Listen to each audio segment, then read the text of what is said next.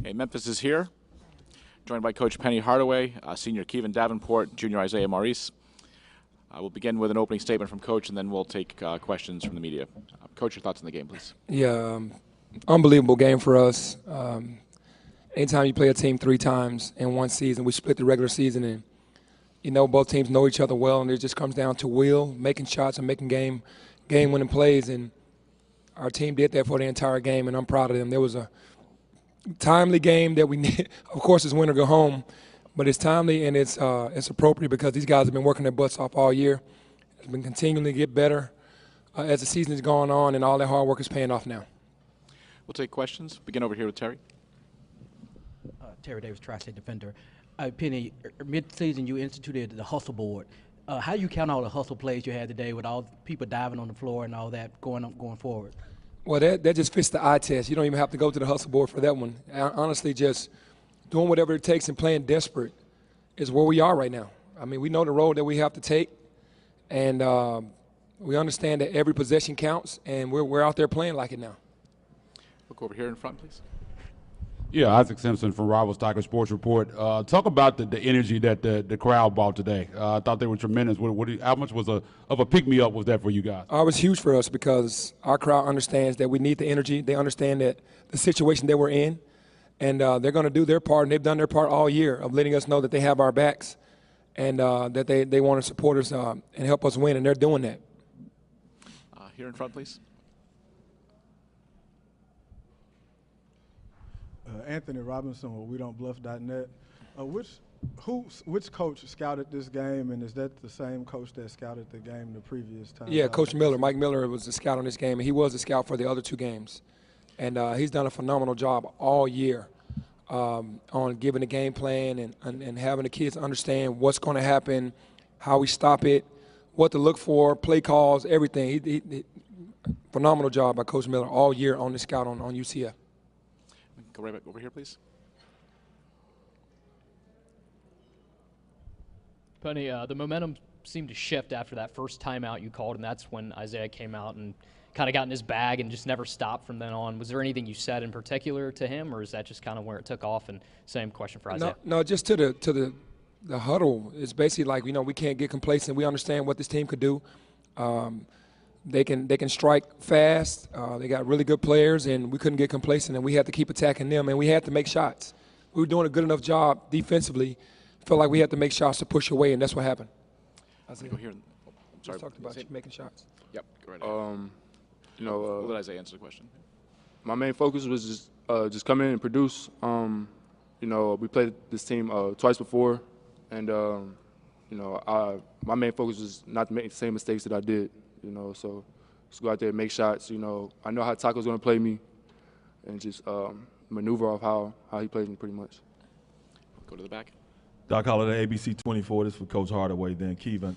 Coach, I always say, everybody says, when Kevin plays with intensity, man, and plays like he plays today, you all are hard to beat. Do you feel the same way? And then after Coach answers, Kevin, man, just talk about your attitude coming into today's game. Yeah, I've stated before. He was having like what Peso did in February, points-wise, he did in December, November, December, honestly, with his play. He played big. And I said at that point there was no small forward, power forward, whatever in the country that could stop him. When he makes his mind up to go and he's knocking his jumper down, he's almost impossible to guard. It just is what it is. And I put a lot of pressure on him, and I've challenged him publicly a lot. But, he's taking the challenge for this tournament. He's showing up at the right time for us. This is the time we need him to show up. We're going to go over here, please. Oh, yeah. I'm sorry. Yeah. That's okay.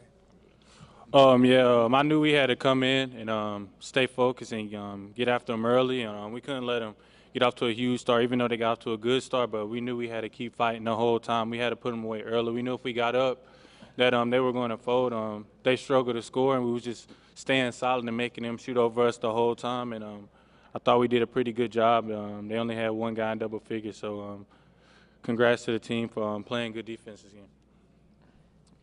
Coach, you talked about Coach, you talked about Jeremiah Martin a little bit and what he did in February. With the way the front court's played in these past 2 tournament games, what does that mean going forward, especially with really getting Isaiah involved today? Yeah, it's there for both of these guys. Both these guys are extremely talented. Isaiah, to me, is the best 5, one of the best 5s in our conference. He just hadn't been able to get his game out. him and Mike are two totally different guys. Mike is a pounder, and he's more of a skill player, and he hadn't been able to get that talent out. At Cincinnati, he did, and today, of course, is his best game of the year, and that's always on time when you're playing well during tournament time. And these two guys playing like this, Jeremiah hasn't had a great scoring game, but he's gotten to the free throw line. He's made winning plays, which is even better. So we get Kareem, Jeremiah, and these two guys, continuing to play the way they're playing. It's gonna be tough to stop us. This is for Isaiah. We saw a shimmy, and we saw you play a guitar a little bit today. Were you kind of embellishing the matchup with Taco Fall, or was it just like in the heat of the moment? I was just in the moment. I do those things. Keep myself going. It's a confidence raiser for me. I'm just having fun out there. That's my main focus. Just go out there and play the game like I know how to. So. Stay there. This is for Coach Hardaway. Is this the toughness you've been looking for? Oh yeah, for sure. I mean, we've been playing tough for ever since the South Florida game. Ever since we've ended that game, we've actually been playing way tougher. We made our little pact at that point going to ECU that we weren't going to allow anybody to get up on us that big anymore, that we were going to fight to the finish.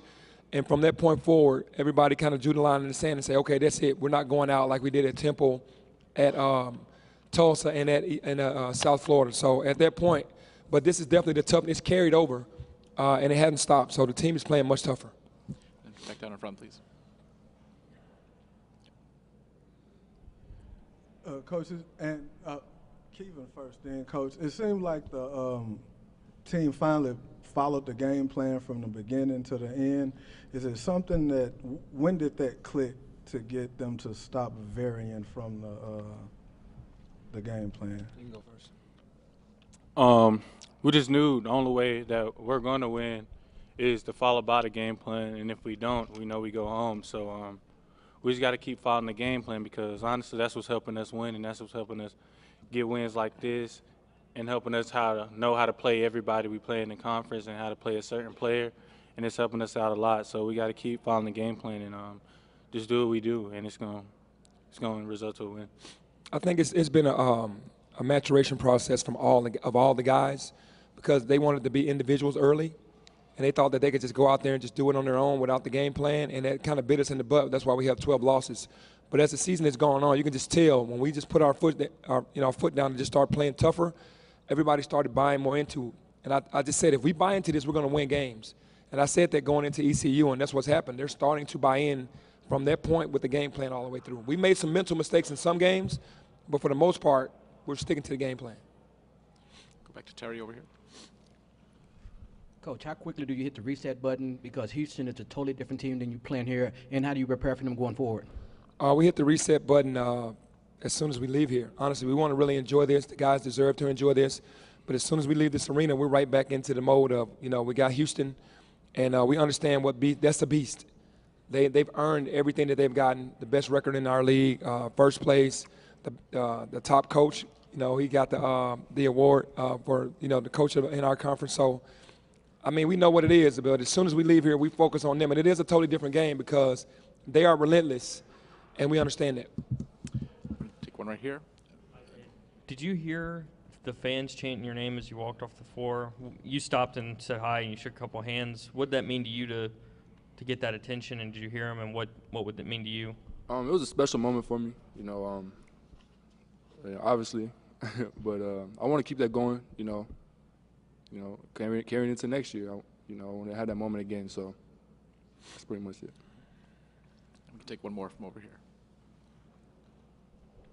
Hey guys, Tev Shakir from iHeartMedia and the Let's Be Real podcast. I want to know from all three of you if there were any songs in particular that helped you get into the game mode for today. Nah, not really. I listen to everything, and we was listening to a lot of stuff in the locker room, but we listen to everything, so it's not no particular song for me. Yeah, I don't have any particular songs that get me hyped up before the game, but I just listen to whatever my teammates listen to. We get pumped up the same music, so. Me, I'm going to do something Memphis, whether it's Yo Gotti or something. It's just we're at home. Got to get that feel. Honestly, just all Memphis right now. Memphis, thank you. Congratulations. Thank you. Thank you. Thank you.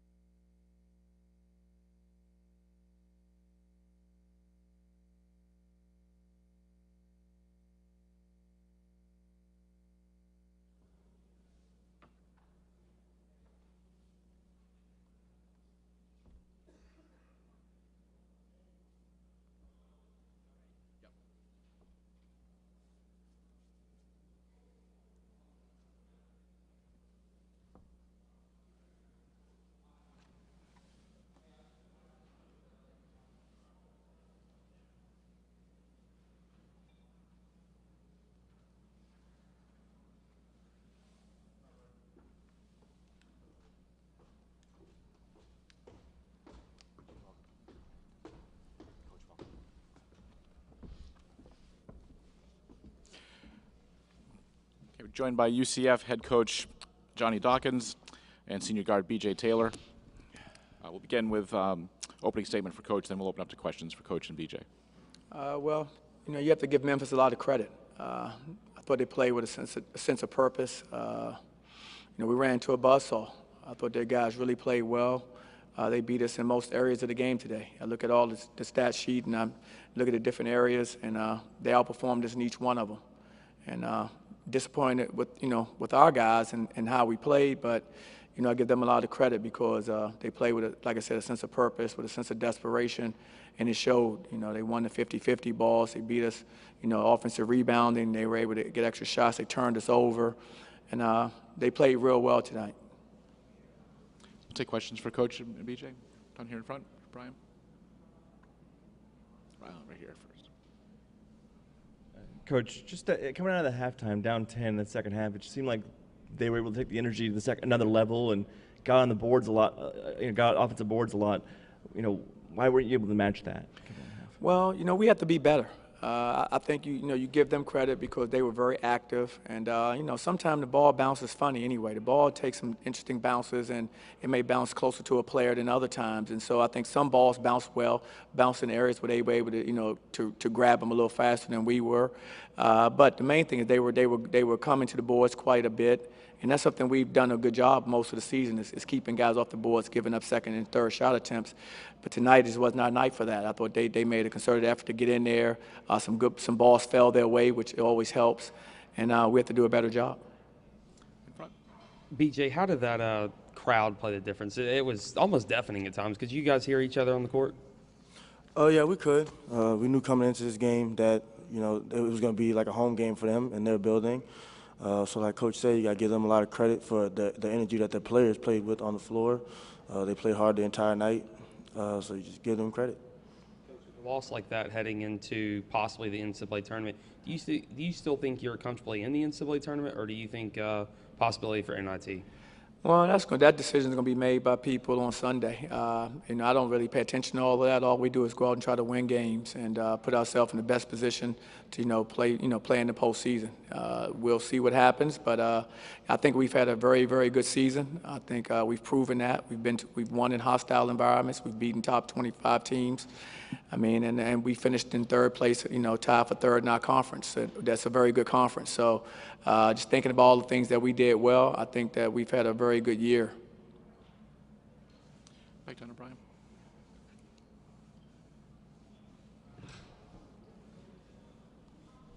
For BJ, you were kind of here in the same situation last year, losing in the quarters, but I wonder if this feels a little different because you probably do know that you have more basketball to play after this.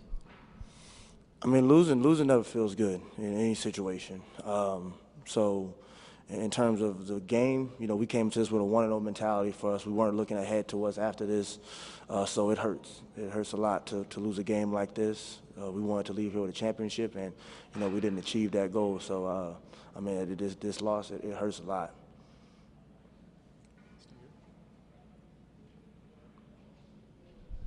Aubrey really struggled today, Coach. Just talk about maybe something you saw from their defense, or just one of those days where he just wasn't getting the shots to fall.